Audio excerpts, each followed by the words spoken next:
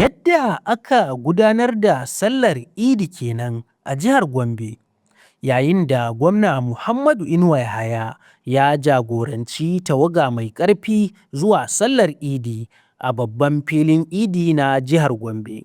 Tawagar wacce ta ƙunshi jakadan ƙasar Tunusia a Najeriya, Muhsin Antit, tare da manyan mukarraban gwamnati, ta samu tarba ta musamman daga mai martaba sarkin Gombe. اهدنا الصراط المستقيم صراط الذين أنعمت عليهم. Bayan karanta kuɗuba, barista Aliyu Hammari ne ya jagoranci sallar Idin, wanda ya samu halartar dubun dubatan mabiya addinin Islama. Allahu Akbar.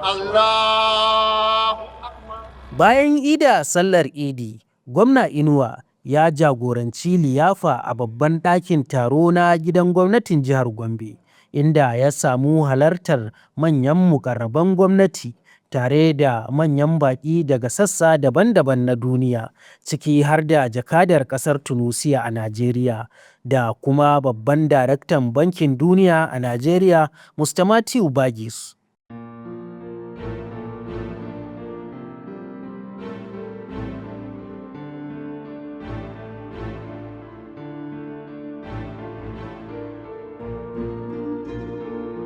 Bisa al'ada, gwamna Inuwa tare da tawagar gwamnati da kuma manyan baƙi sun zarce zuwa fadar mai martaba sarkin Gombe, inda suka kalli sukuwan dawaki da sauran wasannin al'adun gargajiya daga tawagogi daban-daban na manyan masu riƙe da sarautun gargajiya.